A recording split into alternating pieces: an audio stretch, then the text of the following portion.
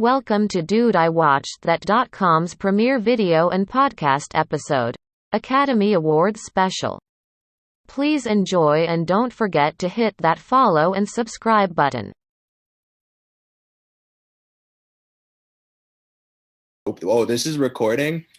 Oh. We're recording. Hold on. I gotta say.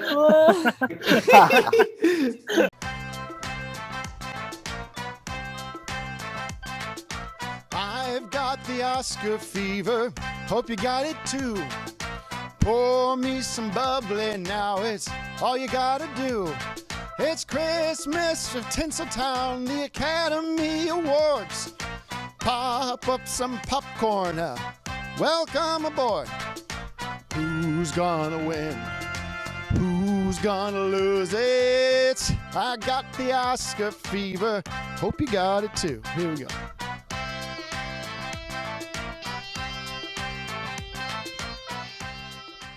Welcome to the Dude I Watched That Video podcast. This is the podcast where we all give educated commentary and just overall entertainment. It doesn't have to be educated. It can be really fun. I'm Hussein Al-Khalili, and I'm one of the writers of this awesome site, and I'm here with most of the gang. Unfortunately, our main editor, Jaden's not here, but, you know, the show goes on. He will probably send in his predictions, so we'll read them out. But I introduced myself. How about we introduce ourselves to someone else? So someone speak up, you know? I'm Anna. I'm also a writer for Dude I Watch That? And we're going to be talking about the Oscars today. I'm Alex, and you guessed it, I'm also a writer for Dude I Watch That, and I'm excited to talk with you guys. I am Dan, and I've got the Oscar fever. Hope we got it to all 5 people who get it. If someone got that, you got a king. Yeah, editorial assistant and occasional writer at Dude I Watched That, and it's my pleasure to be talking to y'all on this lovely evening. Now we have of course, the big event. It's a big event, though. It's the Oscars. Now, usually every year, this is like Christmas for movie fans. It's like a really entertaining party and everything. This year, however, I'm not gonna lie, though. This year, I'm not really feeling the Oscar fever, as Dan would say, as much as other years. It's definitely because of pandemics affected it, and there was a lot of asterisks to it. But nevertheless, when I actually read the Best Picture list and everything, I see it mostly as, oh, there's a really good movies that would not get the attention that everyone would have, you know. But the way I see it, honestly, is that even though I'm not really feeling it as much, I still think we should overall celebrate a year of movies, no matter if it's affected or not. Like I don't think canceling this year matters, because that means the movies that did come out this year would just be irrelevant to a lot of people's eyes. It still matters, but that's personally my whole viewpoint towards the Oscars this year. And overall, I'm still kind of excited to like read out predictions and everything, but that's just how I feel. I don't know how you guys are really feeling about the Oscars this year. Yes, I agree. It's a different feeling. And they haven't gotten as much buzz, and some people aren't as excited, and some people are completely over it, which I do understand, mostly probably the general public. But for movie lovers like us, I think it's still fun to celebrate and talk about. And I am very excited to talk about predictions and our picks and see what happens. Yeah, I mean, it's definitely an odd year because some would say most of these can be predictable because of the award sweeps. And due to the lack of movies that actually came out, it's like there's not much that to see because, you know, everyone's like, oh yeah, it's just those movies getting awards. It's like there's not much variety. Yeah, I'm not sure how I feel about this election this year. I'm a bit conflicted because I feel like a lot of the really great picks here are still not as good as some of the other stuff that could have been thrown in. And in a year where they had so much options in terms of eligibility, I feel like there's some stuff that was omitted that could have been a perfect fit this year, and only this year. We'll get to them when we get to those categories. But I'm very happy with the fact that most of the movies that got nominated this year have genuine craft, because those were the ones that the studios and the distributors were most excited to put out. And again, we'll get to those when we get to those categories, but I'm really excited to talk about some of those movies that wouldn't have been recognized in a normal year.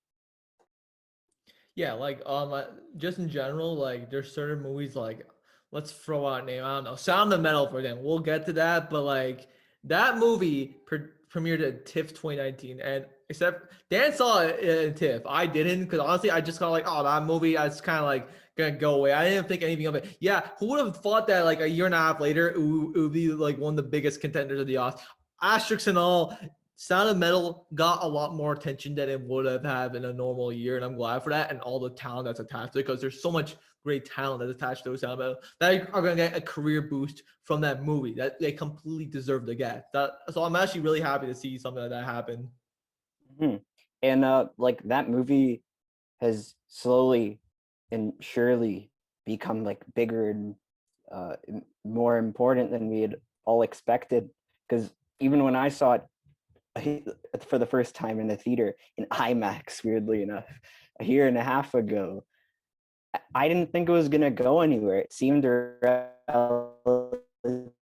accessible. And I just thought it was one of those movies, like Hussein said, that was going to get thrown away, even though I liked it quite a lot. But I'm glad that our desire to hear from more diverse perspectives, and I guess have a different viewpoint than we're traditionally used to, or that our desire to have a different viewpoint is really letting movies like that thrive, which is awesome. And I think that's totally well deserved on their part. It's just crazy how a movie like that got nominated for anything this year, and it proves how important movies like that were in a year like this. It's also great for the categories like visual effects, because there's no Marvel contenders this year. There's no huge big budget Hollywood movies with so much money behind the CGI. So you have movies like Love and Monsters or Midnight Sky, who have not the showy CGI, but like they have some really neat designs. So it's great for those types of movies too. All right, guys. The big thing I want to ask you guys about the Oscars this year is like, even though we just said how we're feeling and all, is there any like little thing you're all just excited about, just in general? For me, it's kind of just like, well, we'll get Dan's answer, but like I'll say one thing different. Just kind of a feeling of celebrating movies again. Cause not gonna lie, being at home for like last month, not seeing movies in the movie theaters has kind of soured my desire to watch movies. So it's kind of nice that we get to quote celebrate it to a degree again. It's not gonna feel the same, but I'm gonna try and enjoy it. Yes, I do agree. I do agree. I am excited to like, you know, have a celebration of movies and films again, because I have missed that. I'm also really excited for, well, to see what happens with Best Picture, but really what happens with Best Actress, because that has been up in the air with so many people for so long, and there's not really like a lock. And I'm just very excited to see what happens. And I have my thoughts and I have my opinions, but I think it will be interesting either way. I am looking forward to some of the commentary and opinions that come with it. I'm really excited for the annual On Cinema at the Cinema Oscar special. Hussein is too. Yes, I'm so hyped. And I'm glad we, in a less direct and more satirical way, have some commentary to look forward on. I'm honestly looking forward to that more than the ceremony itself. So yeah, if you're watching and you're curious, go buy your tickets. No promo, we just love them at DIWT. They deserve it. They're going independently. They're going to be bigger and better than ever before. That's why I'm excited that we signed up for the High Network. Hell yeah. Oh yeah, for sure. And finally, I'm excited for my favorite movie of the year to win Best International Feature. I don't even have to tell you what it is, because it's been the front runner the entire season. So Hey, if another film gets the upset, I will be tweeting about this. We'll see if that happens. But yeah, that's what we're all excited about. How about we actually get on to the heated part, the actual nominations of the show. So we'll be back in a second to do that. But we should do like a thumbnail before Dan's food comes, and then we'll Ooh, be yeah. ready. This feels weird. Anna, No. every time Anna asks for Alright. permission, I just think of that clip from After Earth where Will Smith just yells at Jane like denied.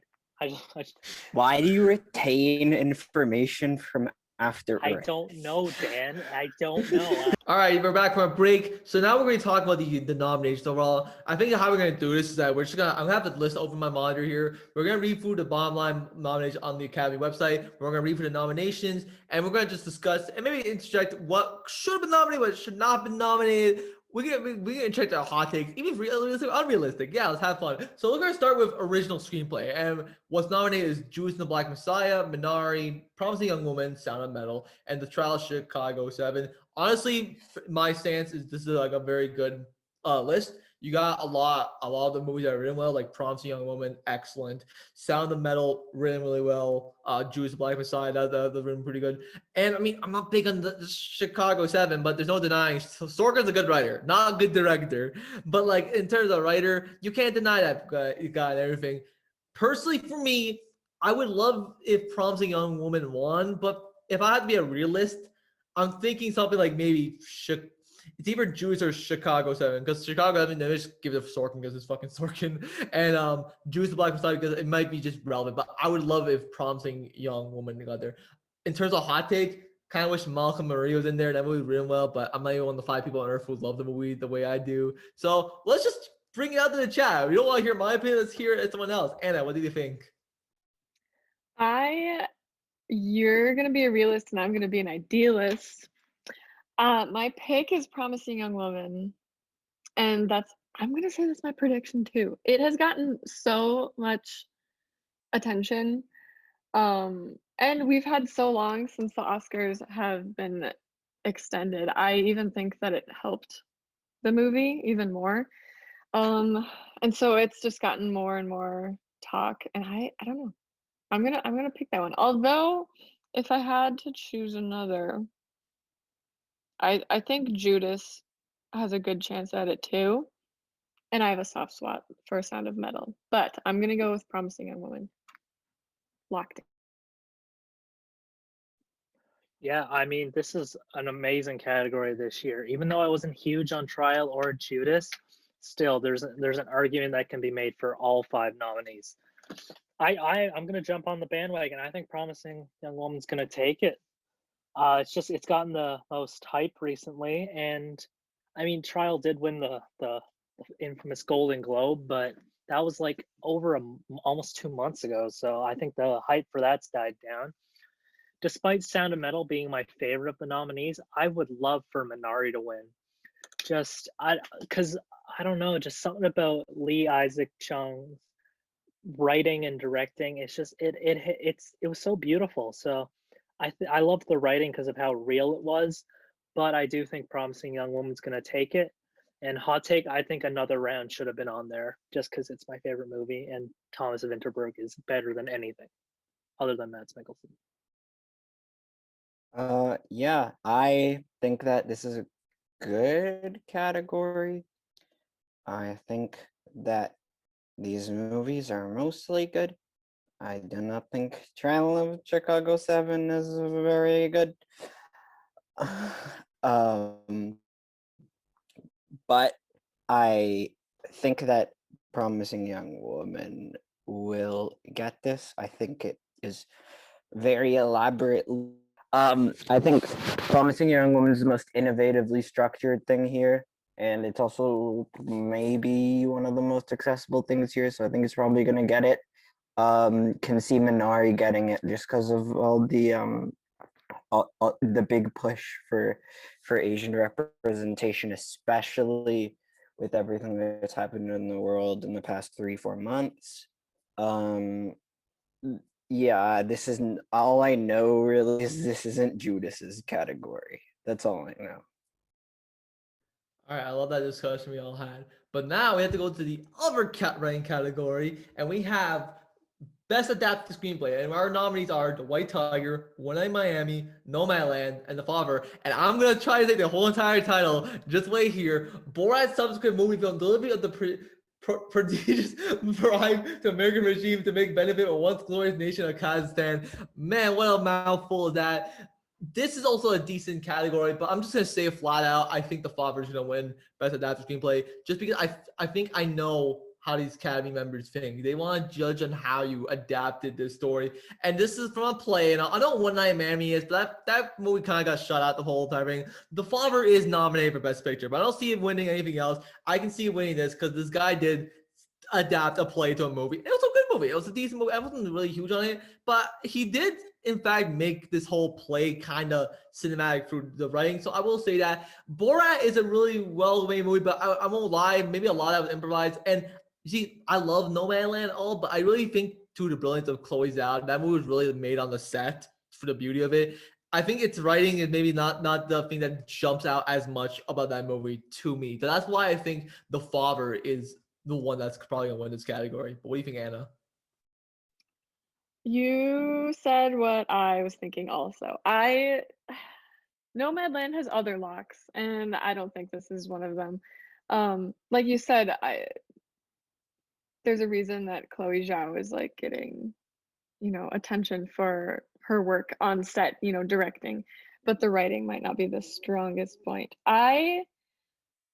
I would love to see. I enjoyed The White Tiger a lot, and this is the only thing it's got going for it. But I do think it's gonna be The Father. Yeah, I think it's also going to be The Father. A month ago, I would have said Nomadland, but it's definitely going to be The Father, I feel. And honestly, The Father is my favorite of the Best Picture nominees, so I'm pretty happy about that. As opposed to the other ones, I mean, Nomad's like the only other one that could possibly win it because, like, what else is there? There's not much. Like I haven't seen White Tiger, but it doesn't have a push. It feels kind of just like a filler category. But yeah, I think if the Father's going to get anything, it's going to be this, and I'm happy to see it. I don't know if I agree. I think The Father's. I think a movie like The Father's building up momentum, where some movies are losing it. Everybody I've seen talk about The Father for the past month or two is obsessed with it. I don't think it's a long shot for it to win anything else, and I think this might end up being one of the multiple things it wins. But the situation that seems most realistic right now is Nomadland taking a lot of the small wins like this as well as the bigger ones, and it's definitely going to be so I like if Nomadland takes its one-man show sort of approach to the night, this will probably be one of the wins it gets. One Night in Miami and The White Tiger, I think the nominations are the wins there. Borat, just out of like it being there, the fact that it is there is probably like an incentive for people to vote on it, just because it's weird for it to be there. But that's probably right in the middle. I don't think it'll get it either, but I think it's more likely than those other two I mentioned. So what's your prediction, Dan? Are you saying Nomad or Father or Nomadland? I'm probably gonna. The best way to put it is I think Nomadland is gonna win everything it's nominated for. So I'm just gonna keep saying, I'm gonna phrase it as, if not Nomadland, The Father, and I'll probably phrase the rest of my answers that way. I like that answer. I like that answer a lot. All right, let's move on to the next category. We have Best Visual Effects. A category for once in our life is not dominated by Marvel or Star Wars or anything. We have a very list. We have Love and Monsters, The Midnight Sky, Mulan, The One and Only Ivan, Tenet. In terms of snubs, I'm not gonna lie, I really wish that Invisible Man was on here, because Invisible Man with a $7 million budget brought like such a unique design to life. With such that you watch that movie and you don't think that movie cost $7 million to make, yet it did. That's how good like the VFX and everything is in that movie. But in terms of what, look, you guys are probably gonna laugh because I want this group of it. It's Tenet. Look, I'm not gonna lie, I've not seen the other categories, but look, Tenet did something revolutionary. It created visual effects with the human eye, regardless of what people think of the movie. They all say the same thing. Well, the visual effects were great because this movie seamlessly created forwards and backwards time together, and it looked so seamless. Like I watched that movie, and I don't know how the hell they even did that. And I'm someone who studies movies, and I don't know that. So that's all I gotta say is Tenet just has, and a lot of it is also practical effect. Remember, this movie has less visual effects shots than most romantic comedies. So that's why, guys, I think the visual effects the movie creates on screen is just adequate. Yeah, I agree. That's my pick, and my prediction is Tenet. I think it's well deserved, and like you said, Nolan prefers practical effects, but when he does choose to do visual effects, you know that they're going to be mind-blowing, because he's said before that he wants his movies to age well. And you watch Inception now, which is what, 10 years later, and it looks like flawless. It I mean, not that the others don't have any merit, but I think it's Tenet, and I think it's deservedly so. I'm going to be in the minority. While I do think Tenet is going to win, I don't want it to win because I don't know. Like when I first saw it in theaters, I was more of a fan of the stunt work over the actual visual effects. I'm not going to argue that the visual effects are spectacular, and when it does win, I'm not going to be upset. But I feel like Midnight Sky, which is universally hated, but I loved it. Or I didn't love it. I liked it, but the visual effects there, it's like they're so seamlessly integrated into the film. Like you're watching it and you know it's in space, but you're not like, yeah, I'm watching Gravity where it's like, yeah, they're in space. Well, I'm not saying it's amazing, but the color schemes and everything, the whites, it felt so great to me. But I'm very happy to see Love and Monsters in there because the creature designs there were fantastic. But yeah, Tenet's gonna win. Yeah, Tenet's gonna win. We all know it. No debating there. But I would love to talk about how sick Love and Monsters is. I don't think even with its Oscar nomination, I feel like it's still not getting the love it deserves because nobody's seeing it. Everyone's just pointing it off. It was just nominated because it looks cool. I thought it was a really cool movie, and I wasn't expecting for it to be as like humanist and optimistic and moving as it was in its weird metaphor. Yeah, I think that's a really rad movie, and I'm glad it's getting some form of attention. And I'd love to see it get nominated because it's really elaborately designed, and it's pretty high budget. It was made for like it's like mid-budget. It was like 30 million actually, but it was slated for a wide release in pre-COVID times, and I think it would have done really well that way, and maybe still have been nominated. Who knows? I don't.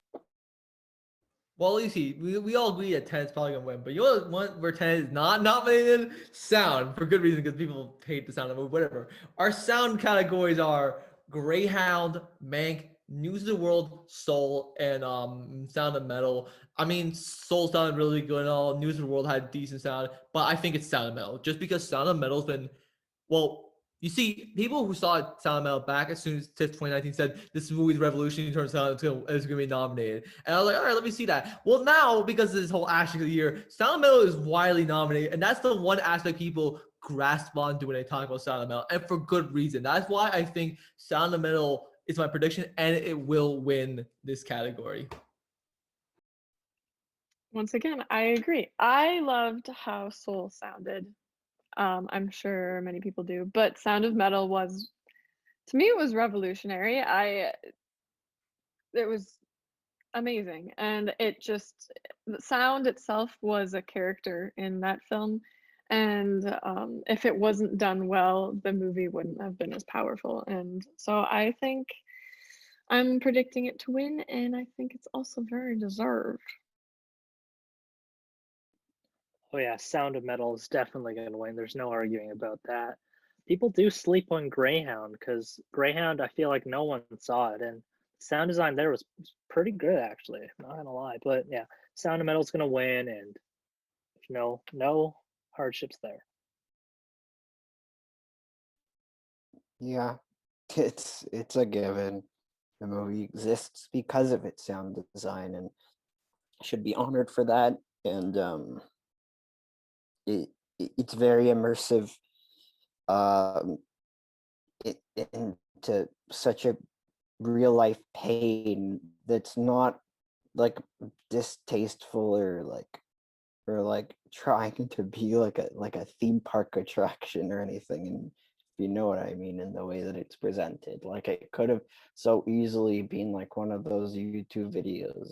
It's like all title caps, like this is what it feels like to be deaf, and it would have been pretty poor taste. But no, it does it in a way that's very natural and yeah, very worthy experiment of a win, and I want it to win too. Excellent discussion there and all. Now, I have nothing to say about this category, but I think some people might. We have short film live action. Not gonna lie, I'm a noob, but I don't watch any of these. We have Feelings Through, The Letter Room, The Present, Two Distant Strangers, and White Eye. Again, I have nothing. If anyone wants to speak up, I mean, please. I All have that no I've heard opinion. is I did that not watch. yeah, I haven't watched any. All I've heard is that Two Distant Strangers is getting the most buzz, so I'm gonna say that. It's Yeah, got ditto. it's got an unfair advantage because of the fact that it's celebrity backed in a Netflix original. But yeah, I've heard it's cool. It's cool that a movie of that production value is getting that. I've heard a lot about Why Die. It's been on the festival circuit since last South by Southwest in 2020. I've been hearing good things about it. I do need to watch Two Distant Strangers, bro, because I mean it's on Netflix and all, so I might have to check it out this weekend right before it. But then we have short film animated. Again, I also have nothing to say here. I don't know if anyone else does. We have I'm so sorry, I missed that name. Boro Genius Law. Man, I can't pronounce any of these. If anything happens, I love you. Oh, opera, yes, people. Does anyone have anything to say here? Because I don't, unfortunately. Yeah, I saw Burrows, and If Anything Happens, I Love You. Honestly, if it's going to be If Anything Happens, I Love You. It's dealing with the currently topical thing about guns in America, so celebrities or the voters are just going to eat that up, and I think that's going to win. The animation was really good, I will say that, but yeah, it's going to win. Yeah, the only one I saw out of that group is If Anything Happens, and I think it's got the most buzz, the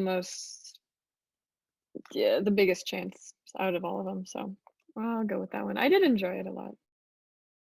Netflix has really monopolized the short film categories in general because they're really the only distributor in these categories that can afford a campaign.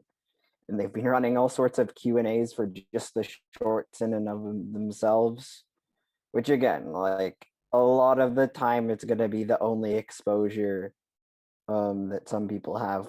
So by default, I think that means If Anything Happens, I Love You is going to win. But I also hear that opera is really sick. And I know that's also been on the festival circuit for a long time and apparently is very innovative. So I will say Burrows I'm pretty sure that's Pixar, and it's on Disney Plus, so Pixar does dominate. So I think it's going to be If Anything, but I think Burrows could have a chance. Did Burrow play with Soul? Because yeah, I have no idea. You see, usually when you watch a Pixar movie in theaters, they play before the movies. You actually see it, but you see when Soul came out, you just watch Soul. So yeah, I had no idea about that. Honestly, I think Burrows was just like released to Disney Plus. I could be wrong, but I if anything, no, because The Simpsons played before Onward. Yeah, I don't know. I think it was just kind of released out there. All right. Well, now let's get on to the next category, production design. We have a pretty decent lineup here. We have The Father, Ma Rainey's Black Bottom, Mank, News of the World, and Tenet. I think you see, if it was up to me, I would vote for Tenet because Tenet, the sets it created were really good, especially the final act. Like that was like a production by Marvel. That being said, I would not be surprised if Mank took this award because Hollywood voters really suck up the films that are about Hollywood. And I mean, I have my opinions about Mank. We'll get into later, but Mank did recreate that period of Hollywood very successfully through his production design and everything. Ma Rainey also looked really, really good, and News of the World did, but I just think Mank has that advantage. But personally, if I was voting, it'd probably be Tenet. You're saying once again, same. I would love to see Tenet win more because I think it's super deserving and innovative and a phenomenal film. And it did look amazing, especially the last 45 minutes were mind blowing. But Hollywood can be very narcissistic, and I think that Mank will probably get this one as well. Hollywood narcissistic? I don't. Where are you coming for that? Like what? That's no. They're so down to earth. But yeah, Mank's taking it. There's nothing else gonna come in its way. Although, no, we'll get into Ma Rainey and the other categories. But if anything's gonna take out Mank, it's gonna be Ma Rainey. But Mank's got this category. Can somebody like explain to me why The Father is nominated here? Because I genuinely don't get it. I don't think I feel like that was a sorry. mistake. No, go ahead. No, I think it's more of like not rather than like the production element. I think it's more of like the interior design elements of it. That's what I think. At least I don't know. Who am Yeah. I? But that's what I yeah. think. That's fair. I think it was a typo. Yeah. They meant to put I'm thinking of ending things. Yeah. It makes no sense because I Like feel for like every it was just category. like, shit, we have a blank space. What movie do we love? Well, Father, let's give it to them. It's not The Father. Also, like, Ma Rainey looks cool, but like I don't know,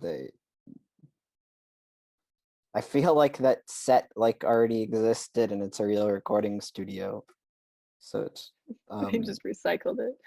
yeah, exactly. I just think that a lot of these, I just think this selection is whack. Like, I don't think this is like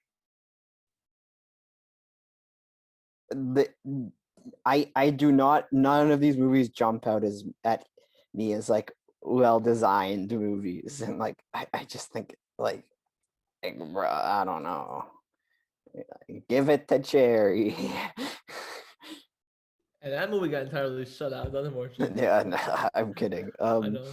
I don't know. I feel like there's Church. definitely a movie that's none of these that could get it, but it's probably going to be Mank just because it's like because people don't understand what production design is, and they're going to be like black and white is fancy. Give it to that for that reason. Yeah, that's probably You're not wrong. Like Alright. cinematography. If Nomadland wasn't nominated, then they would have been like, oh, Mank, black and white, that one. Like Roma. Oh, 100%. Yeah. No Anyway. cinematography, only cinematography. Anyway, so Go we first, have Cowan. we have best original song here, and I mean, not gonna lie, this category is kind of weak. We have "Fight for You" from Judas Black Messiah, "Hear My Voice" Toronto Chicago 7, Husvik from Eurovision Song Concert. I'm not reading that whole time. I can't. I am seen. Okay, there it said that. I am so sorry, whoever is watching IOC. Yeah, there's so many people who probably hold pitchforks. I am sorry for mispronouncing that. And Speak Now from One Night Miami. Look, sweet category. I'm just gonna give it to Judas the Black Messiah just because that movie's been widely nominated and had a decent song at the end of it. That's all I'm gonna say. I don't even remember what that song from Chicago 7 was, to be honest. Yeah, I think if I remember, Speak Now had the most like buzz and love. I don't remember. I have not paid the super close attention to this category.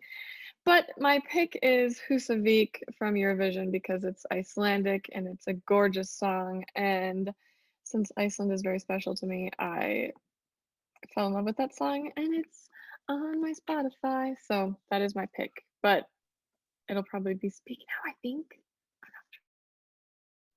That's interesting. Yeah, before the Golden Globes, Speak Now was getting the most hype, but then IOC came in and just swept it, which is why I think that's going to win, to be honest. I want Speak Now to win. It's my favorite of the nominees, but I don't know. It's like Diane Warren's like 12th nomination, so I think they'll just be the Academy's just gonna, yeah, take it. Why not?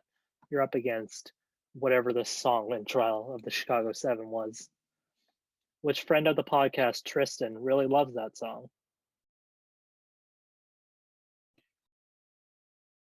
I think that this category should have been phased out like 30 years ago. Like that's when the original song was popular, and like that was a time where movies were defined by their theme songs like Dirty Dancing and Titanic and whatnot. And I think in a year where a big musical doesn't come out, it becomes an irrelevant category. And just because we had so few movies this year, there wasn't really a big musical this year. Unless I'm being silly and forgot Hamilton something. and The Prom, but no, Yeah. Hamilton didn't. Neither of those would be original anyways. Sorry, I should have clarified. An original musical property. So yeah, I just think this category is stupid and not worth our discussion. But I know that that Rachel McAdams and Will Ferrell have been doing Q&As for the song in character, so that's neat. And again, Netflix monopolizing on a category because they have money to run campaigns and Q&As for it. All I have to say for this category is remember a song that got snubbed. Travis Scott's The Plan, man. That should have been nominated for the category. All right. Speaking of things, No, it's Carried Me With You from Onward by Brandy Carlisle. That was snubbed to death. hey, Brandy Carlisle. Again, stupid category. But now let's get to the actual good category for music. The original score. I'm not happy with this category. You know why? You're gonna hear it out for a second. The nominees are The Five Bloods, Mank, Minari, News of the World, and Soul. Look, listen here. It's a snub already because this is a treacherous category. The fact that they've not, you're gonna hear it right now. The fact that they did not let my boy Ludwig Göransson get nominated for Tenet. Like, people who don't like that movie say that his score was revolutionary. That score made that movie, and it's so amazing. And it's the best score in the last few years, and it did not get nominated. It's such. I'm so mad. But that being said, I'm gonna shut up and just say what I think should have won. Soul. Look, Trent Reznor and Atticus Ross are so talented. I'm not gonna lie. I mean, their Manning score was good, but I think Soul just hits that emotion so much further. But not just that, how to make so much unique sound. The Great Beyond, for example, sounds so unique and everything, and it's because just the genius of it. I've been a fan of them for many years. Like, Gone Girl has one of the best scores of all time because Gone Girl is a score that's so, quote, relaxing yet isn't. Like, that's why I think these guys are musical genius. Even though I'm pissed off that Ludwig Göransson didn't get in, I think Soul's gonna win this because they also did make an incredible score. But I just need to stop ranting about this category until I don't need to explode yet. I will jump on the Justice for Tenet bandwagon here because I do agree that score was amazing. The Five Bloods, I appreciate the score, but it's not very memorable to me.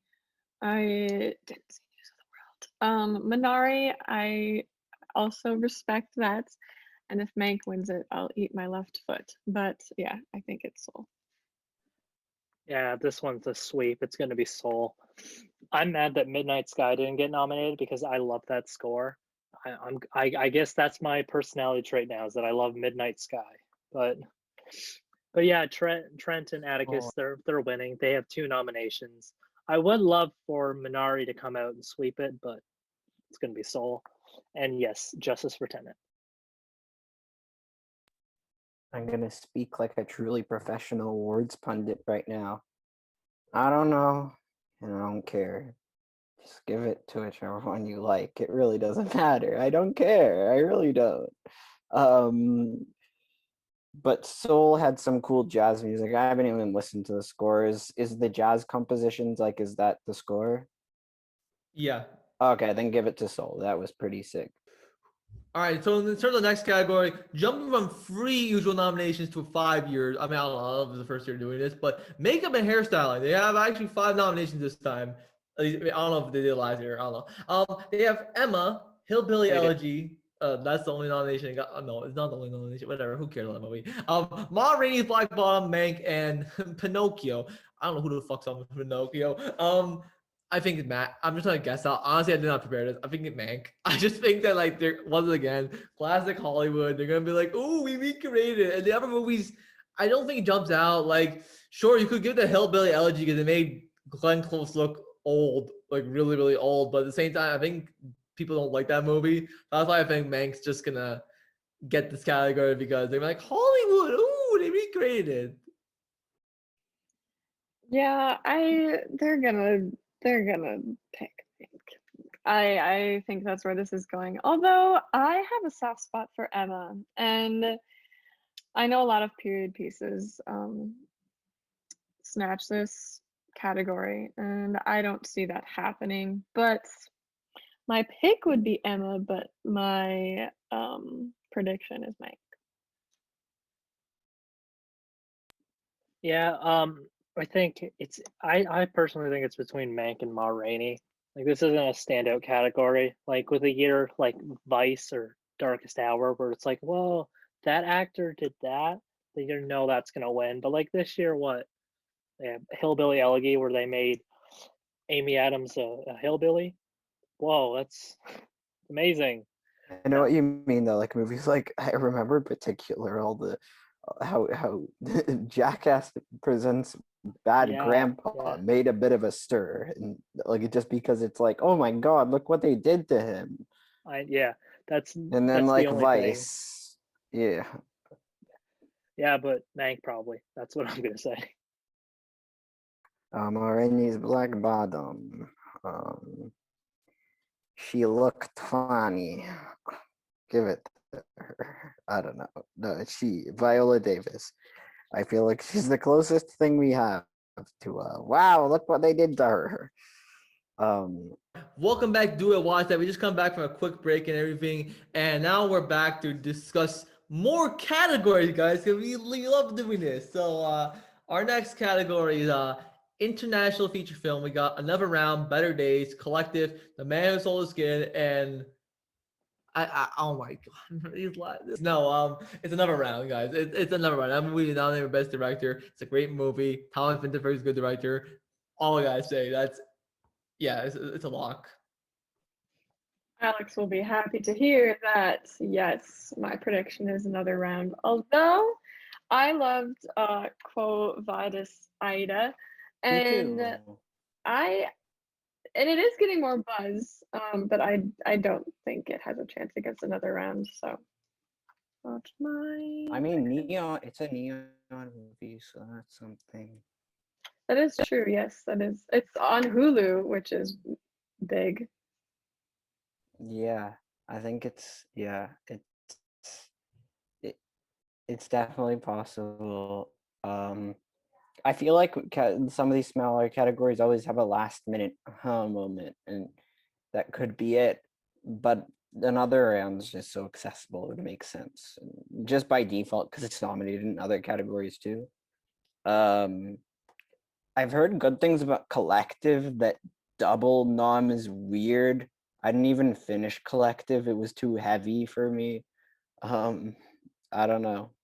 It could be one of those two, I think. The COVID or Another Round, but it won't be The Man Who Sold His Skin, and I don't even remember what the fifth one is. What's the fifth one? Better Days, I think. Yeah. Right. Yeah. I don't know.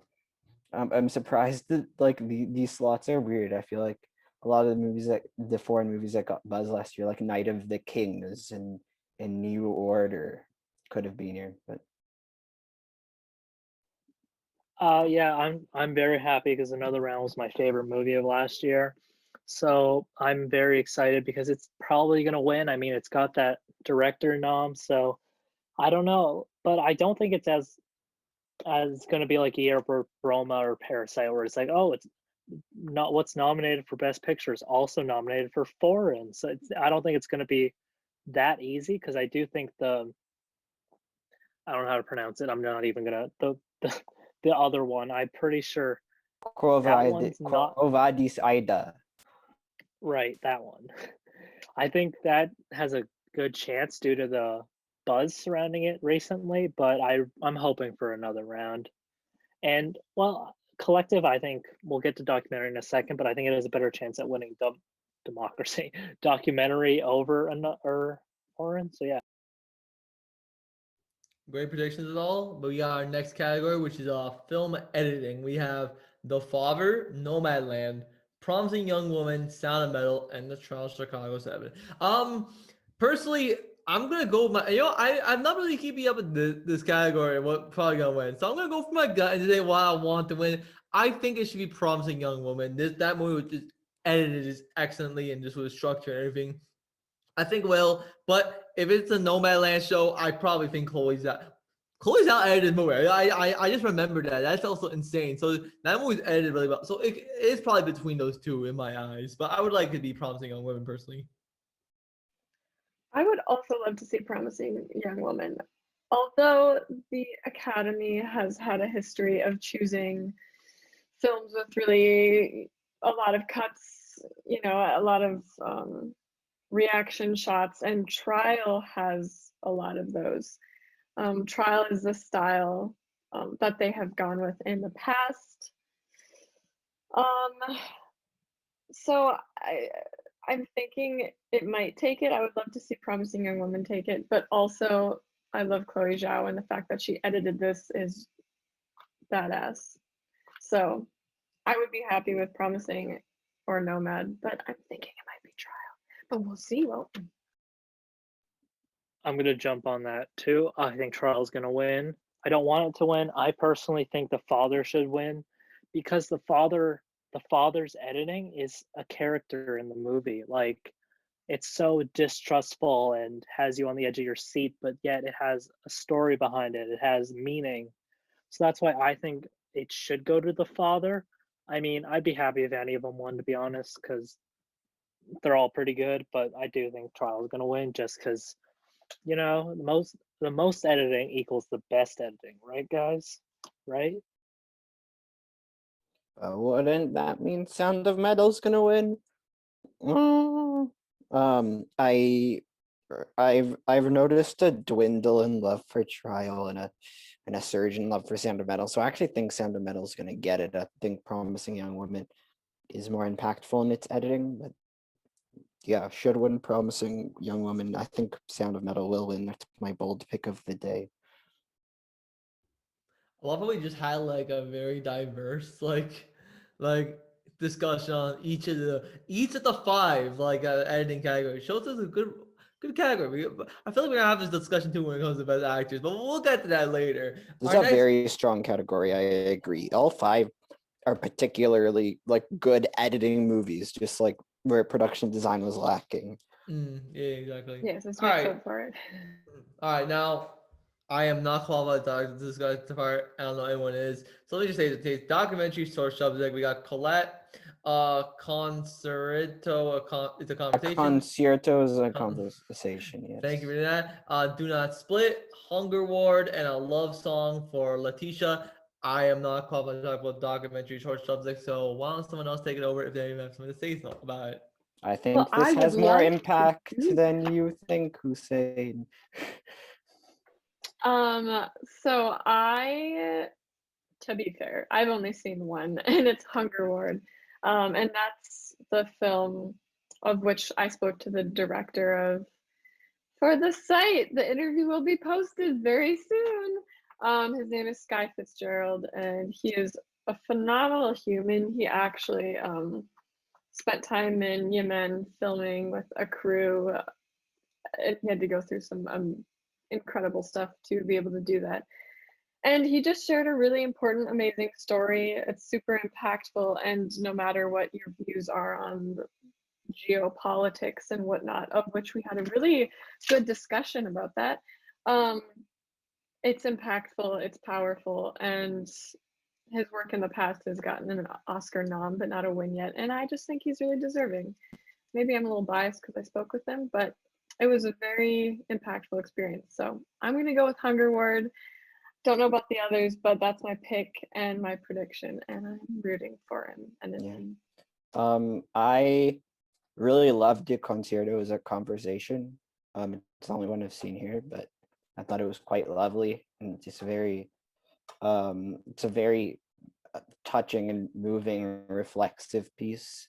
I think A Love Song for Latasha has this in that bag once again because Netflix is monopolizing these shorts categories. They're the only ones that have money to put it in, besides MTV, which has Hunger Word. So that's on Paramount Plus right now, and it's getting a big boost from that, from their new subscribers. And also A Concerto as a Conversation is part of PBS. I think either PBS or New York Times shorts programs, one of the two. But I think it's between those three, and I've heard they're all quite moving. And I think this is a year where a lot of these really got a chance to like cross over and get a bunch of people to watch them. So that's cool. All right. Well, now we have a documentary feature. I'm just gonna say straight up. I have not seen any of these. We have Collective, Crip Camp, The Mole Agent, My Octopus Teacher, and Time. I would like to hear some recommendations here if you have not seen them. I would love to see Boy State get nominated. I'm pretty sure Dan will have a lot to say about that, but that was a great documentary and did not make it in, so that's why I got really nothing to say about the category. So someone take the stage.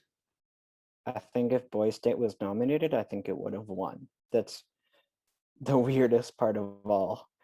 This is another weird thing where it's like people only saw My Octopus Teacher because of the streaming platform it's on, and it's going to win because of that. And I had even heard people talking about it when it launched, even though it has a stupid title, and that's deterring me from wanting to see it. I think I've seen, I think I've seen all these, except for My Octopus Teacher. But yeah, Collective's really heavy, could win just because of the cross categories. I didn't love Time. I think it had a weird viewpoint that didn't really let me emotionally invest in it. I feel like some other people might have that too.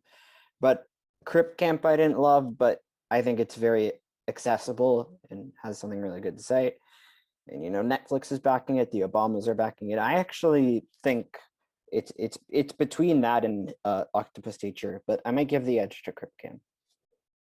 Mole Agent was just kind of dumb, and like it's cute, but it's like I don't think it has enough to say to be like truly considered here.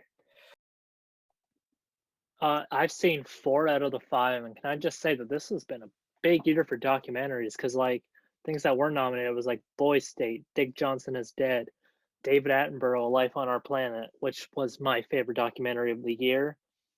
Out of the 4 nominees, My Octopus Teacher was actually my favorite. I didn't like Time at all. I thought Crip Camp was good, and Collective, I thought it was okay, but it just kind of bored me. I'm stuck between My Octopus and Collective, actually. Yeah, Collective was okay. It was nominated for 2, so I think that gives it an edge, but I think My Octopus Teacher will get it. All right, that's some great wisdom just heard about a category I have nothing know about. Next one is costume design. I think this one's pretty quick because I think it's the same exact one as makeup for the most part or something. We have Emma Monterey for costume design. We have Emma Monterey's Black Bottom, Mank, Mulan, Pinocchio. Say it with me, 3, 2, 1, Mank.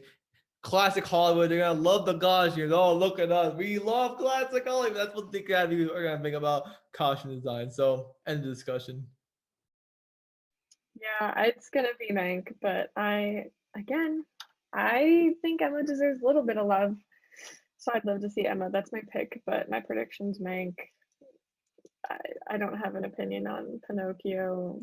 Ma Rainey was fine, but nothing spectacular. And we're not going to talk about Mulan. Yeah, no Mulan. No, that's banned. But honestly, I'm gonna go against you guys. I think if anything, Ma Rainey's gonna win this one. I don't know why. Agreed. I feel like the Academy wants to give it something, and we'll get to Best Actress, but That's I don't true. think it'll This win is true. production. I genuinely think it might take this one, but I would understand Mank winning. Yeah, I think it's gonna be Marini too. It's some nice color in the costumes and yeah, Mank. I feel like it's hard to pay attention to details like that in Mank. So drowned in the bigger pool that's the color correction. So I I don't know. actually, sorry, Dan, now that you say Yeah. that, I'm like rethinking everything because Ma Rainey It's compared to definitely Mank weird. in black and white, it's not as easy to appreciate costume design in black and white. I kind of just personally, I assume think. Mank's going to take all the technical ones because of Yeah, the setting and the It time feels period. But naturally correct to say. Like it's almost like human Mhm. instinct at this point to say Mank It will win a does. technical award because it's a technical Yeah. movie. But Mhm. yeah, like it's no, like yeah, sorry. Interesting. Okay, okay. I love the divide we just had on there on what will win. We have the next category is cinematography. We have Judas and the Black Messiah, Mank, News of the World, Nomadland, and the Trial of Chicago 7. Really, Can we say it all Academy, at once? you put the Trial of Chicago 7 for cinematography, but not Tenet. You know, Hoyt Van Hoyma, man, that man not even won an Oscar. That whatever. I'm what Chicago 7 looks like a TV movie. I'm sorry. Anyways, the rest of these guys, the rest of these aren't actually bad though. Judas and the Black Messiah looks good, is a beautiful looking movie. Mank looks like a classic Hollywood movie. That's all I can really say about that. News of the World actually does have pretty good cinematography. I saw it at drive-in, but even then, there's a pretty good shot there. But I think it's gonna be Nomadland. Nomadland looks incredible. Chloe Zhao just loves capturing the golden sky and the no, sunset. I forgot the golden hour. Yeah, and she really captured that well. And this movie just pure perfection when it comes to that. So I just think it's gonna win cinematography. That's all yeah, it's gonna be Nomadland. That's all I have to say. When it comes to there's that. not much to discuss. It's like, yeah, it's just like, hey guys, do you think Parasite's going to win Best Foreign Movie? It's like, I think it's like No, it's gonna win. Oh, obviously. No, I'm really It's excited, gonna guys. win. It's gonna win, but like it's so dumb because I feel like cinematography is such an easy category to have such a diverse pool of movies in. And I'm thinking of movies like King of Staten Island, which was gorgeously shot on 35 and amazingly framed.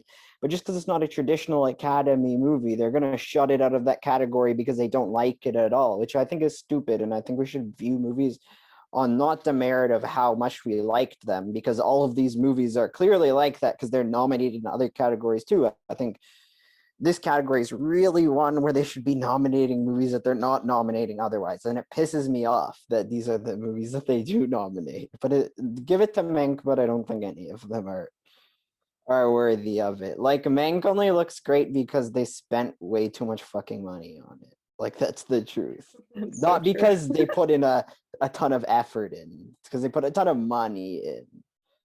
And that's not what happened with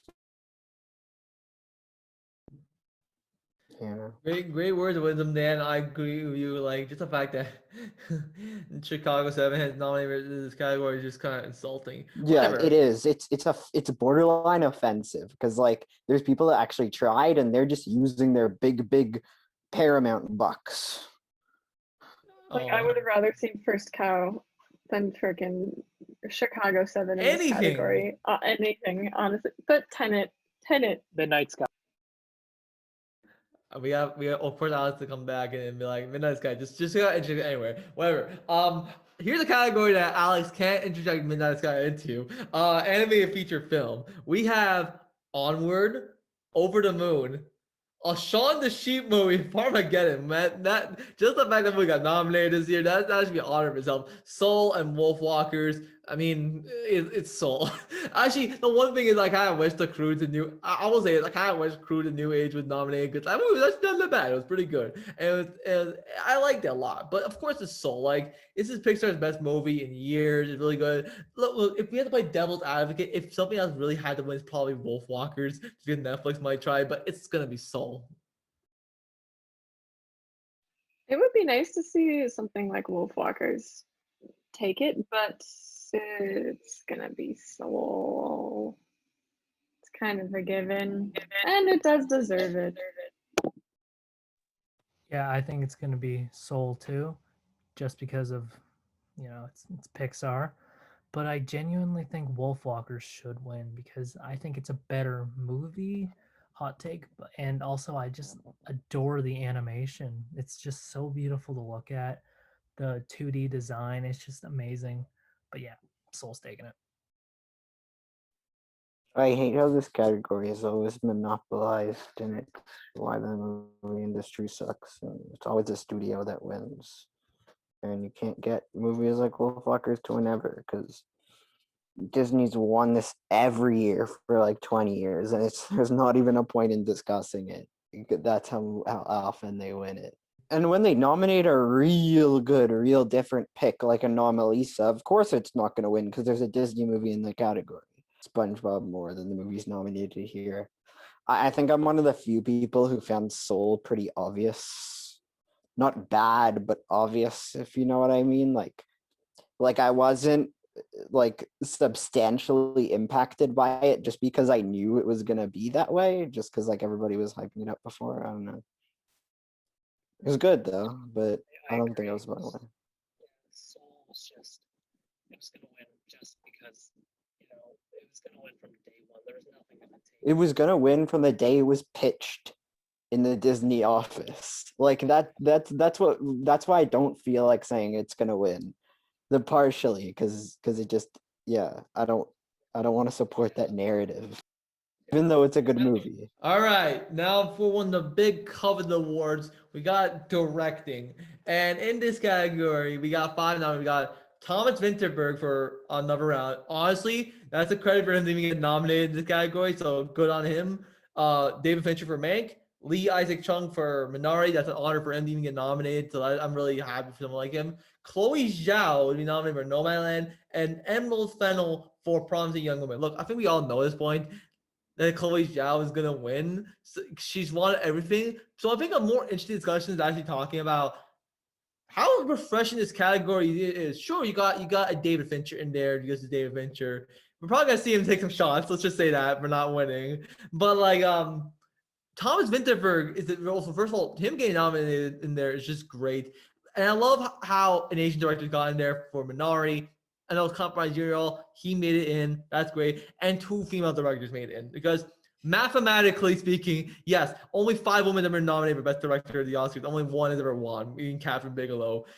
First of all, we need one to win. And second of all, it's just great that 2 even got nominated in the same category. And for 2 excellent movies. Like we got Promising Young Woman and Nomadland, 2 of some of the best movies of the year. They completely deserve to get nominated in this category. So that's all I have to say. I think a more interesting discussion is talking about the ramifications of the people who got nominated in there. Because we just know at this point that Chloe Zhao will win. Yeah, if Chloe wasn't here and Nomadland wasn't here, I think they would want to give it to Fincher. But you all know how I feel about women in film, and I am absolutely ecstatic that 2 were nominated this year with amazing films. I would be absolutely happy to see them win. But yeah, it's going to be Chloe, and I cannot wait, and I'm very excited, and I will celebrate for days. Yeah, Chloe's winning. There's no doubt about that, and you can't say it's not deserved. She did fantastic with it. That's all you can really say. But yeah, she's gonna win. I'm happy to hear it. I'm very happy about Thomas Vinterberg getting a nomination because, my favorite movie, but 2020. But yeah, it was just such a great category this year. Like you had Minari, which was fantastic. It wasn't even expected to get much when I first started hearing about it. Now it's almost swept it. probably a lock for one category we'll talk about. But yeah, it's just such a refreshing category this year, and I'm very happy to see it. Yeah, I agree with everybody. I don't have anything new to add, and I'm not going to repeat it for the sake of people No, having to Dan, listen to the same tell us three why you people think 3 times. Chloe's gonna win. Repeat it. Yeah, so she has a good director. She deserves it, and she's not a token nomination, which is very important. We don't want that to happen. That's the opposite of progressive. She just has a lot going for her, and it's her winning is just so important to so many different types of people because of what it means. Her winning, I said, ooh, but I'm very excited. I can't wait. All right, guys, we're back from a very, very extended break. I'm not gonna lie, I had to go break my fast because I ain't just gonna go record while starving. But that's not the point of the show. We got the acting category and then Best Picture. So let's just talk about it. All been crazy. First of all, we'll start with actress in a supporting role. We have Maria Bakalova, Glenn Close, Olivia Colman, Amanda Seyfried, and Alex. What's the actress with Nari? I can't say it. I'm pretty sure it's pronounced Yoon Ya Jung or Young. I'm sorry. I thought I knew it, but as soon as you put me on the spot, my mind's like, no, we don't know this. I would have butchered it completely, so that's why I had to. Okay, to be honest, I'm not really. I kind of forgot all those categories. Just reading it out loud. My instinct is kind of just Maria Bakalova, just because like she was like really like good in that role and everything. Also, I just find it funny how Glenn Close even nominated her when she got nominated for the Razzie. But that's been it. We don't talk about Hillbilly Elegy. I think Maria will win because Maria was just like she held her own against Sacha Baron Cohen and all and everything. But if they have to give it to somebody else, I think the actress from Minari will get it. She was also very good at it. Yeah, I think Yoon Yeon Jung will probably get it. She won the Spirit Awards, did she not, the other night? She did. I think she won Spirit and BAFTA. Okay.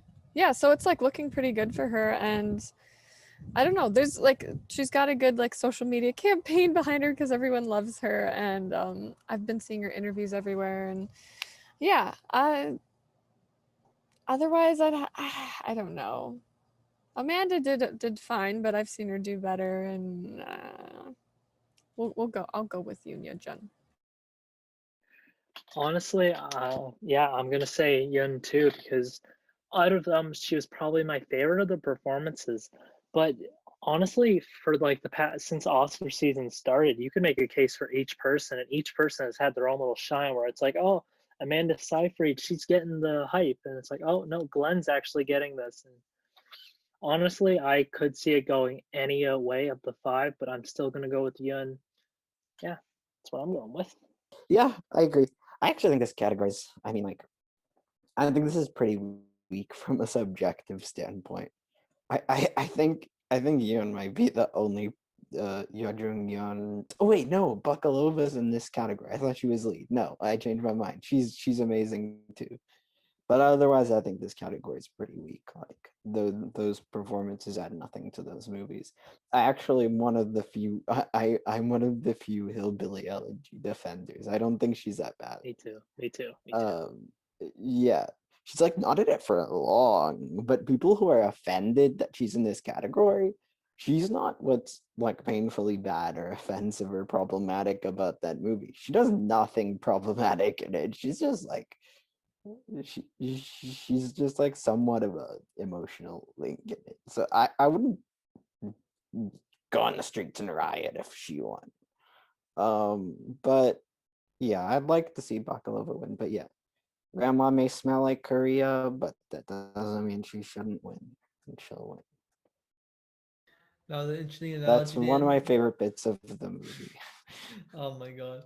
Well, now we move on to Best Actor in a Supporting Role, and we have Sacha Baron Cohen for Chicago 7, Dan Kaluuya, Judas Black Messiah, Lakeith Stanfield, also for Judas Black Messiah, Leslie Odom Jr. for Not One Night Miami, and then Paul Ricci for Sound Metal. Man, if it was up to me, it would be Paul Ricci, who was amazing in that movie.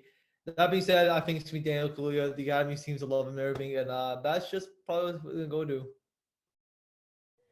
Again, I'm gonna copy you and say I would love Paul to win. I loved his performance. It was he disappeared.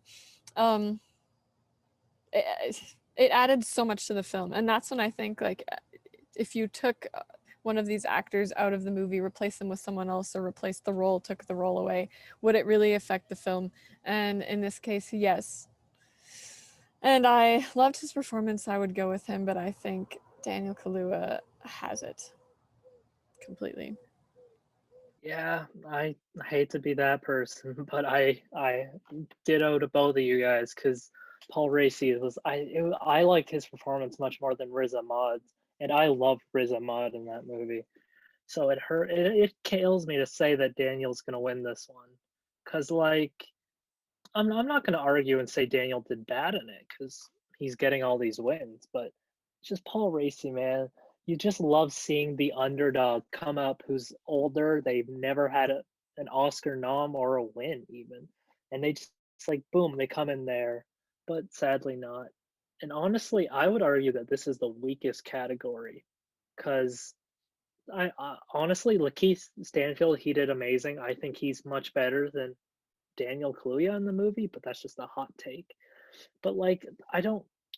A One Night in Miami kind of faded into the background, because it was getting all this hype, and now it's not getting anything. To be honest, not to say it's a bad movie, but I don't know. It's just there's nothing memorable about it anymore. And who else? There's Yeah, no right to be in the Criterion Collection of all things. yeah. Oh, and Sacha Baron Cohen. I completely forgot about him. Yeah, like anything that Trial was nominated for, just like get it out of here.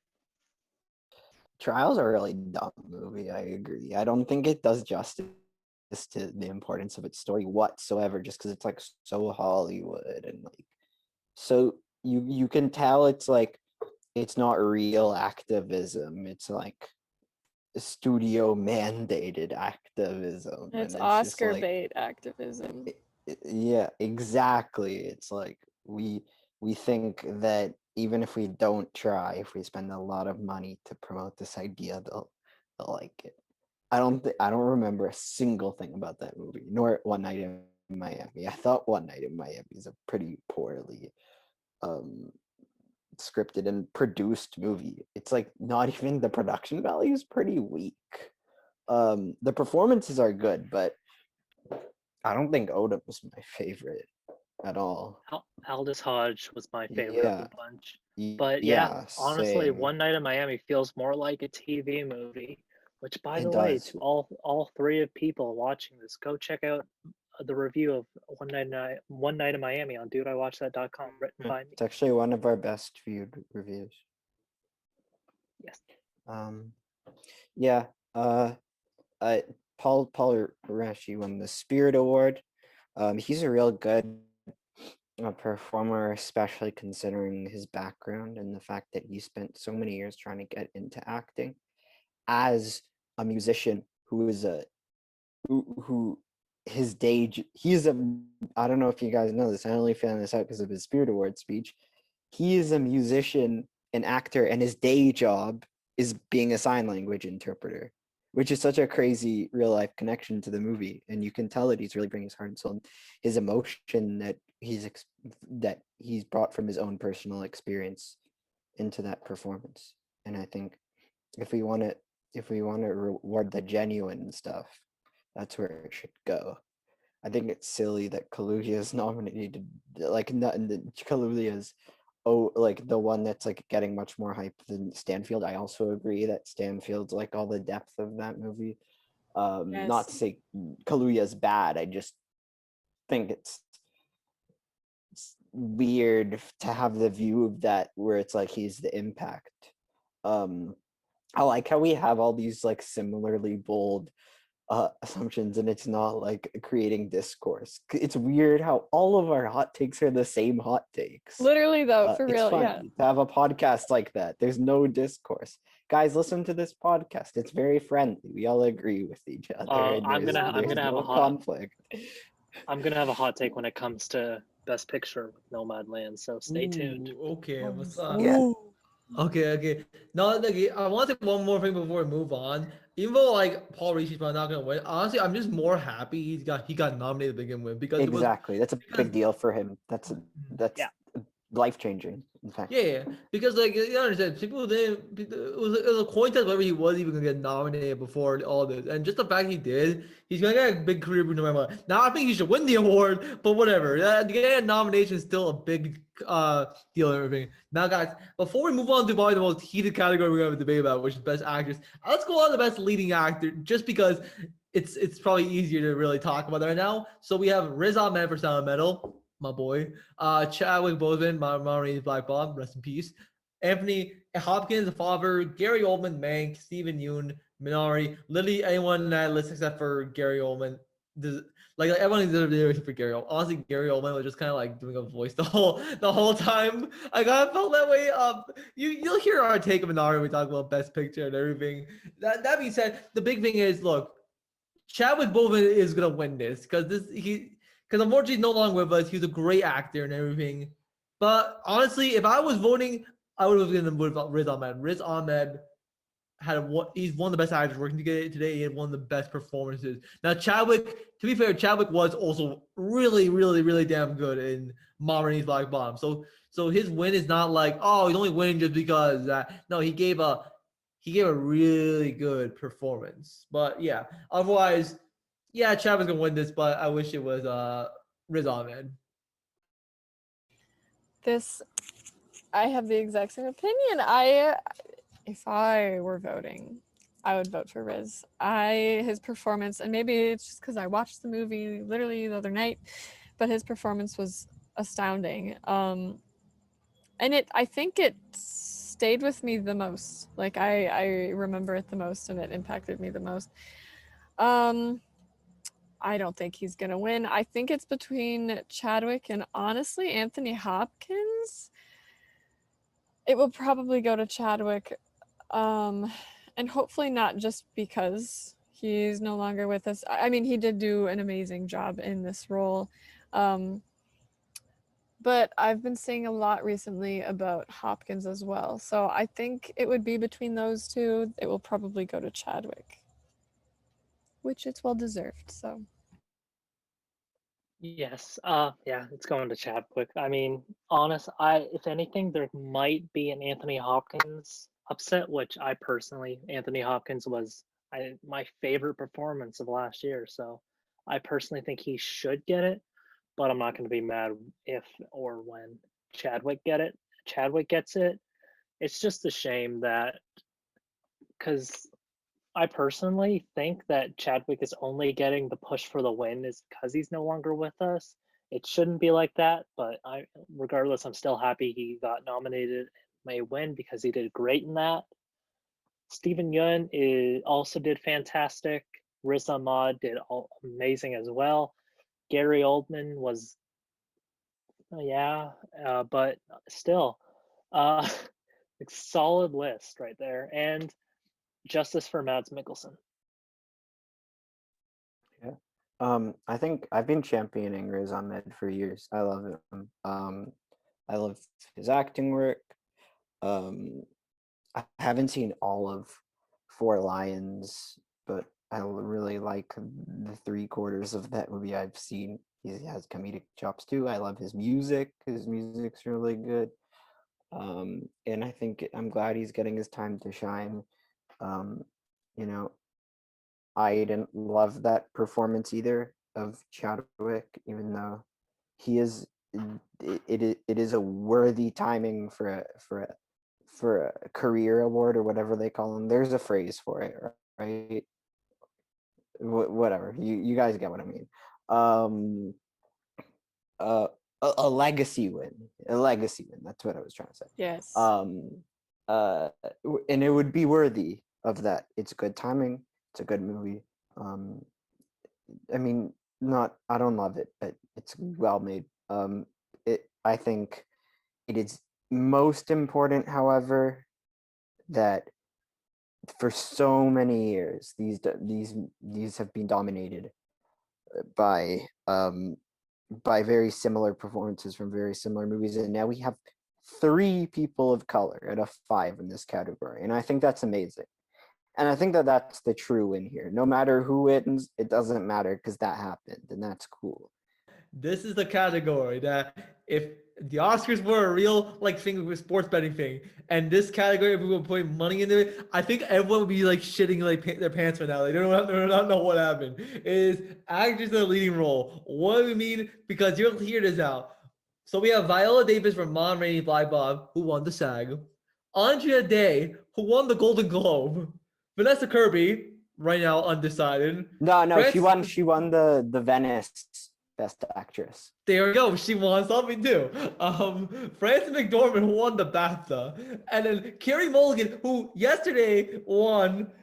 As a recorder, we won the Indie Spirit Award. Like you see, the reason why is usually every year there's usually 1 or 2 award bodies that backs one actor, and we'll go, all right, this is how we're gonna win. No, this year it's literally a coin toss to the death of who's actually gonna win. So if people have money bet into this, God bless you. Hope you win. All right, I'm gonna try to knock down my brain. Frances McDormand has already 2 Oscars. I think that has to be like that something disqualifies her. I agree. that disqualifies her automatically. Viola Davis also has an Oscar from a couple of years ago. I also think that might be enough. Well, then again, but she's been getting a big push recently, so I think that definitely needs to be considered because at the start of the season, she was just like the quote unquote. She was the filler nomination. Well, her or Andrew Day. They were when just people like didn't know the about filler. the movies. Yeah, they were just like the quote unquote filler, or it's like, oh yeah, she was good, she's nominated. But now she's been getting a big push. Like she won the SAG, right? yeah. Yeah, she's won the SAG, which that's huge because the SAG typically predicts the Oscars. Yep, And pretty much. Yeah, it's yeah. Sorry, I don't mean to interrupt. Yeah, no worry. It's huge. Andre Day won the Globe, but it's the Globe. I don't take him seriously. But you see, maybe the Academy might be like, ooh, Andre Day. I don't know. Now, Carey Mulligan, she's been getting the most hype. The problem is, you see, even I'm like, I don't know what to place my money on right now. It's so hard. You see, I joke. don't think it's Kirby though.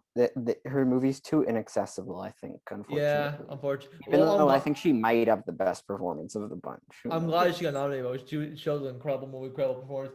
You know, I was about to say the joke, but let me just give it to Vanessa Kirby just because just to make it even out. But no, I think because McDormand is disqualified in my mind because she already has a couple Oscars, and just the fact that I think it's between honestly Andre Day and Carey Mulligan. Now, okay, I'm just gonna be hopeful. Maybe if this I don't have 5 minutes, but I don't have $5 bet on this, so I'm just gonna say Carey Mulligan. I'm gonna say it. I'm gonna go place my bets on that, but I could lose and I know it because this is like an impossible game. Anna, what's your bet? Because oh my god, this is hard.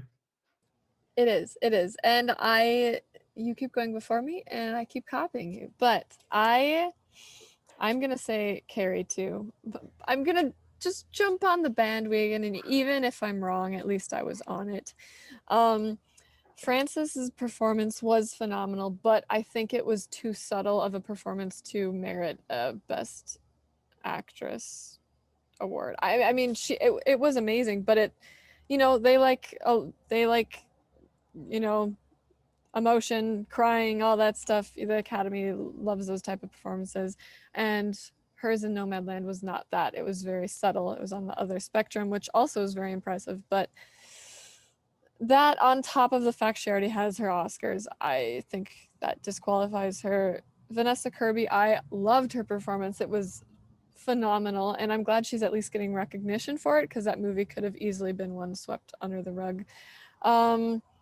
Andra Day, her and Viola Davis,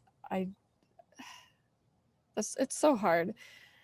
But I think there might be an upset with Viola Davis over Carey. But I'm going to go with Carey. She's going to be my pick and my prediction. And we'll see what happens. And locked in. I'm going to add on to that. I put down Carey, but I genuinely think Viola could actually sweep in. Genuinely, I might be switching it before it even happens because I'm not getting political, don't worry, but 3 of the 4 so far have been confirmed, like Chadwick, Daniel, Yoon. They're all of color. So I think the Oscars might be pulling like they might not give it to Viola, but she might actually win and pull the narrative of a all Oscar winning People of all color. Oscar winners are of color, Mhm. yeah. So I think that has to be genuinely considered because again with Chloe who is going to be the second woman and first Asian to win the best director, which deservedly. But I think the Oscars have always had their narratives. They've never just been like, oh yeah, let's be chill about this. They've always had narratives they want to get through, the underdogs, anything like that, the legacies. So I'm saying Carrie right now, but I may change it beforehand to Viola. A month ago I would have said Frances, but I don't know. She hasn't been getting the hype that the others have. And again, Vanessa Kirby is fantastic. I agree with you, and it seems like um Stop agreeing with me, Dan. Argue with me. Come on, man. yeah, there's no Someone conflict argue, in this show. Why someone. should I listen to it? Jaden, where's Jaden? Yeah. I think that it seems like all the love for Nomadland is so Died down a spread bit. out, and like considering all these people are unheard voices, it seems like that's why Frances McDormand's kind of being left out of the bunch, just because all these other new voices and previously unheard ones are being promoted. I'd love to see Kirby win, but I think a lot of people hated that movie, like aggressively. I think it's too inaccessible for a group like the Academy. I also just think the Academy is above a critically panned movie like Billie Holiday, which had buzz like the first week it came out from her performance alone, and that week that it came out is when the Golden Globes were. But I don't think anybody's said a word about it since that show. So I think nothing. on the merit of that, on the merit of that, it can't be that. But yeah, I think it is between Viola and Carrie. But I think that movie, even though we don't know what a version without Carrie Mulligan of Promising Young Woman would be like, it's hard to imagine an existence of it because she has been typecast in period dramas for a very long time, and she's broken out of this with such force that it's hard to even recall how her past has been like that, if you know what I mean. Just because like this feels like this is her, this aggression, this desire to create vengeance is something we've never seen from her, but it's so powerful and it's such a special, like unique on-screen aura, and I think it'll win, and I want it to win. But I think Viola Davis could win as well. It's a great year for diversity, especially since a lot of people got a chance to see a lot more of these movies, because it wasn't just like, I feel like in so many years it's just like all the voters, they just have a pile of screeners that they didn't see in theaters throughout the year. But now all of the movies went directly on streaming, so most of these movies people saw when they were released. So I think movies with these diverse roles, like I feel like a lot, like let's say Minari was last year, like pre-COVID, I don't think it would have, like I don't think that many people would have seen it in the case of that category. So yeah, I'm curious how that affects for movies like Pieces of a Woman, just as a separate note, but who knows. I kind of went on a tangent and spoke about like That was eight different wonderfully said. It's all good. I honestly, I just want to see a full year of winners who haven't won an Oscar before, because I'm pretty sure in years past, the people who have won Oscars have won one before, or one of the 4, sorry. Actor, actress. I just want like a full year where it's just like, boom, supporting actress, first time win. Boom, supporting actor, first time win. And I think this is possible because so far most of us have predicted Yun, Daniel, Carrie, and Chadwick all not first time nominees, but if they win, first time winners. Or if, Hussein said Maria Bakalova, but if she wins, she'll be a first time winner too. So hope the best. Yeah. That's why I think awards shows that have categories like breakthrough performance and breakthrough director are the superior ones. Because I actually want to hear it. Like, those are the ones that it matters what the industry has to say in that regard, you know? Like, we know they love Frances McDormand. They don't need to reinforce that. Yes, and they can give voice to so many new people, like a platform for Yeah. new artists to Yeah. emerge. A lot of these voters don't realize the power they have. Yeah, exactly. Yeah. It can be so important to some small filmmaker or actor to have an opportunity like that. And Frances knows we love her. She knows the Academy loves her. You know, she's not gonna not sleep at night thinking about that. She's married to a Coen brother. She doesn't care. She's like, whatever. I have a couple of Oscars. One's a paper holder. Yeah. And besides, we're actually that's actually a good segue into Best Picture. You wanna know why? Because Frances McDormand probably win the Oscar there. Because guess what? She's the producer in Nomadland. Anyways, let's talk about Best Picture over here. And this is probably a good opportunity to talk about the movies in general, what we actually thought about them. But let's just list them out. We got The Father, Judas and Black Messiah, Mank, Minari, Nomadland, Promising Young Woman, Sound of Metal, and The Trial of Chicago 7. Literally the only one that I can literally get out of this is Chicago 7. I'm sorry. Look, now I'm gonna actually start talking about the movies themselves. Chicago 7, look, Sorkin is a good writer, but that man can't direct. He has no visual sense to him. It's literally that. And no wonder, I'm telling you, in a normal year, if this movie actually came up on Paramount Pictures, it would make no money in the box office and no one would give a crap about it. Just because Netflix bought it out and put it on their streaming service, that people suddenly care about it. That movie's just not good. It's Nomadland, guys. It's Nomadland gonna win. Look. PGA, Directors Guild, all everything. It just seems like it's in that movie's favor. I would have said Mank was a runner-up, but I think it's just no. I don't think it's much of a contender. Maybe Minari. I don't know. Maybe Minari's runner-up. You never know. But I don't know if they'll give it to two foreign movies in 2 years in a row. But you never know. I don't know. I don't think it's gonna be Promising Young Woman. That just is an honor. Same Sound of Metal. Well, Judas could be up there. Look, I don't know. I'm just spitballing this point. But, like, this is my overall thoughts on the movie. Honestly, I just needed to use this as an excuse to trash on the Chicago. I said, oh, I need to trash on Mank. Mank, I just can't wait to see David Fincher take some shots. That's all I got. That's all I have to say. And I love Fincher. That movie's just not for me, unfortunately. But, yeah, I'm going to stop going around. Maybe someone else will add on to what I'm saying. I'll let Anna go in a second. But Mank is the only people it's made for are all dead now. So Mank's not for anybody. Oh, my God. Yes, Mank is made for everyone who's no longer alive. I love Fincher so much. I respect him and I love his work so much. And so I was so excited for this movie. And then I sat down and watched it. And I sat and I looked at my phone and then I sat and I looked at my watch and then I sat some more. It's so dry and it's not for me. It is for the Academy, which is why I think it has a potential, maybe slight chance. I think it has a better chance than sadly probably Sound of Metal. But I think it has a chance. It is going to Nomadland.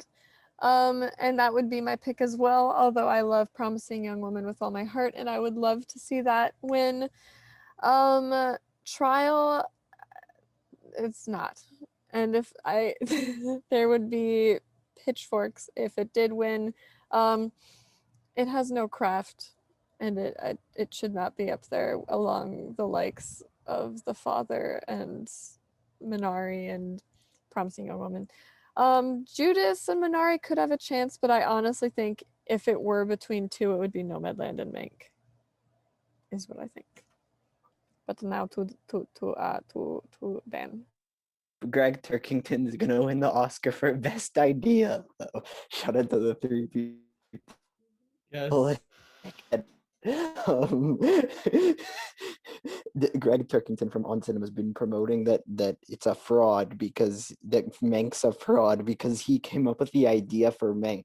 So he's only going to support the Oscars if they come up with a new category called Best Idea and he wins. but I think that I would support that. But I think that yeah, Mank relies on craft to disguise itself as good. Trial has none, but it has like fake woke liberal activism and a bunch of thesaurus words that make people think it's craft, but it's not. The Father, I could say something of a similar tone, but I don't want to offend people. Um, uh, Judas and the Black Messiah. These are mostly not that good movies. I don't think. I only like 3 or 4 of them. 4, yeah, 4, which sucks, but I'll take what I can get. I think Nomadland's gonna win. It's won everything. It's not a surprise. I think I can see Minari winning. It would be pretty incredible. Like whoever said, I forget who said, to see 2 majorly non-English movies win the Oscar for Best Picture in a row. That'd be pretty rad. But yeah, I think it's between those 2. I'd like to see Promising Young Woman, but I think it's not for everybody. I think it was the best movie of last year. Yeah, I think out of the nominees, The Father's my favorite, followed by Sound of Metal, and then Minari, which I think should win. Not because of that reason, but because just the story it tells, Yeah, it's so lovely. It's so it's so a cute. lovely story. It's a fresh of breath air, not from the seriousness of all the other Best Picture winners. A fresh the Green Book, breath never air. mind. Yeah, but honestly, I What think a breath. Minari should win. But again, Nomadland's gonna win. Screw Mank, because I turned it on expecting to be loving it, but then I turned it on and then turned it off and then turned it on and turned it off again because I thought that going on my phone would be much more fun. And it was much more fun. Trial was okay Sorry, when I first Fincher. watched it. Yeah. Yeah. Sorry, David Fincher, if you're watching this. Take some good shots because we don't like your movie. Yeah. But Trial was fine when I first watched it, and then like a few weeks ago, you're just sitting there, you're like, oh yeah, Trial. Really? I gave it that out of 5? No, it's much less. I'm and curious. Then it just keeps happening. Did we all do that? Raise your hand if you dropped your score of Trial of the Chicago 7 over 1 star? I'm dropping mine after this.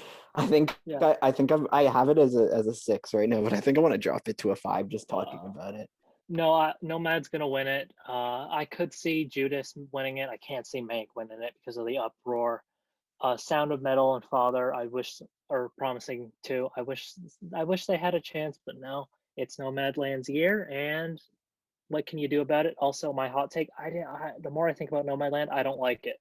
Sorry, I was just I'll dive more into that. I feel the heat, bro. I feel the heat in the room, man. That hot take is flaming. No, but that's a take. That's all I gotta say. That is it's a take. I'll explain more in the next session because we're about to run out of time. No, But I have something to say about that too, but it's not fighting. it's Bro, you want to crash the last part of this Oscar discussion? we're talking about Best Picture. I just said that I'm not a fan of Nomadland. I haven't seen I still need to do my Oscar watching. I really don't have an opinion. You need to send me your You're running out of time, buddy. I gotta say. He's like, I'm out of here. His eyes just. I'm not. No, I'll edit. It's fine. Oh, no. Okay, it's fine. No, just clip that and post that on Twitter. Oh, yeah, she's actually joining for real. Don't cross me ever. not an accessible movie in the traditional Oscar way. It is so naturalistic in a movie in a way that movies that get nominated for Best Picture usually aren't. Like this takes on the exact same tone of The Rider and the exact same production value, which got no attention a few years ago for the same reason, because it wasn't really an accessible movie. To be honest, I have no idea why this is getting such mainstream love. It doesn't seem like that type of movie when you analyze it deeply. It's a beautiful movie, though. It's beautiful. I'm But happy not that it for the is. general Yeah, But public. it's so beautiful. It's weird that beautiful the looking. general public is like this is the movie, because it's so challenging. I'm shocked it's getting the unanimous love it is. Like Right not here, even nobody right. dislikes this movie, which is Jeez, shocking. Alex to got me. posted on Alan Kim's Instagram. That's crazy. I know. Yeah, I know, I it did. I'm shocked. Like Alan Kim, if you're watching this, buddy, come on the podcast. Oh, so buddy. we're Come like, on. you guys are like in the middle of this right now. Oh essentially. yeah, yeah, dude. Oh, okay. No, All right, so now the big question is, you guys know my stance. No, I think Nomadland is just gonna win the best picture. But if I have to give a backup, I'm probably gonna think I'm just gonna throw out, I just say Judas, just because it's probably the Academy. I think it's relevant and everything. I don't know. I don't think it'll be trial vote unless they really want to get pitchforks up this year. Anyways, Anna, what's your overall answer you have in your mind? This, I'm very, very, very confident that it will be Nomadland. Although I'm confused, which we were chatting about earlier, why it's so loved overall by the general public, because this is not a normal film for the general public to enjoy or understand or care about. But although I am confused, it is refreshing to see, and I am happy that it's, getting attention. And so, yeah, I say Nomadland. I'd love to see Promising or Sound of Metal, but it'll be Nomadland, maybe an upset by Mank, but probably not. Yeah, it's gonna be Nomadland's year. To go back on the reason I'm not a huge fan of it is because it is unconventional, but it does feel more like a documentary. It doesn't have that narrative feel to it, so I feel like that held me back from it. That doesn't make it a bad thing. Chloe did amazing. It's a beautiful film. It's acted great, but that can be used against it because it's like they are real people used, so it's not like there's much acting to be done other than Frances McDormand. But still, I'm not going to be mad when or if it wins, because it was still a good movie. And yeah, Nomadland's going to win, but I would love to see Minari take it. I agree, I think, on part of it. I don't think, like, I know what you mean. Nomadland doesn't have a direct emotional hook or anything. There's nothing about Nomadland to the casual viewer that'll make them go, I am deeply invested in this. And even though I have some hesitance towards saying it's locked into Best Picture just because of that alone. I think like Minari is a much more accessible movie, but I guess all the awards Nomadland's been winning proves me wrong. That's Chloe Zhao. Yeah. Sorry. So go ahead. She's been the most nominated or most winning person of an award season. I think I saw like a article where it's like she's the person who's won the most awards in an award season. So good for her. That's like, yeah, she's won. But to be fair, she did produce, write, direct, and edit it. So yeah, insane. About the thing I had to say that people keep on forgetting also, she's doing that right now concurrently with also, at that time she was making Nomadland, she was concurrently also directing and overseeing the post-production of The Eternals, which is a Marvel movie. Sure, she's not editing it, writing everything, but we're talking about like one movie that could be upwards of $200 million to produce. I think she's a Marvel movie, and she also found time to edit and complete her own movie that she produced, wrote, edited, everything. Like she's a madman, and I love it, and I cannot wait to see her career goes. I cannot wait. Apparently people say The Eternals is Marvel's best movie for people who've seen it, which I heard that and I'm like, ooh, who knows? I think it's going to be its most bold and its most not necessarily naturalistic in the same way as Nomadland, but I feel like the dialogue is going to be really effective in a non-Marvel way. Of course. Apparently the crazy part is this movie only got made because Chloe Zhao. The Eternals got made because Chloe Zhao. Kevin Feige wasn't planning on making it. Chloe Zhao pitched to Kevin Feige. Feige thought that was apparently the best pitch he has ever heard and made the movie just on that. Okay, and that's I didn't what's know happening. that about it. Then I'm genuinely excited because I'm so sick of like Marvel manufacturing their own shit and just getting a name to slap on it just yes, to pretend it's art. It seems like it's all Chloe, like in terms of this. Yeah. And And Kamel keeps saying that there was like barely any green screen. There was like a lot of golden hour shots too. Like I'm hearing that, like, what is this? I need to see a trailer like today. I need to see what this movie looks like because I don't think it's gonna look like any of our Marvel movies. Because Marvel lately has been trying to get more unique with visual. Like the Shang-Chi trailer looked like different from any of our Marvel movie. But like the Eternal, I love how we just turned this into an Eternals discussion, but it's about Chloe Zhao. Like I just need to see how this movie looks like. Like apparently somebody who has sources close to Marvel said that Marvel's literally in disbelief of what they have. And I'm starting to believe that because Chloe Zhao seems like she might have delivered the impossible. I don't know. I'm just excited. Me too. I'm excited to see what she can bring to Marvel. And I'm excited for her to win this Oscar, if not more. But yeah, fam, this was a good talk. We will talk more on Oscar Day. We'll have another fun We're gonna time. have two. This is breaking news, guys, and you gotta slap the breaking news banner.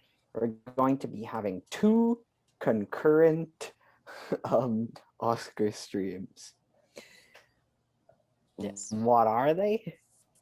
Do we want to tell you? I don't know.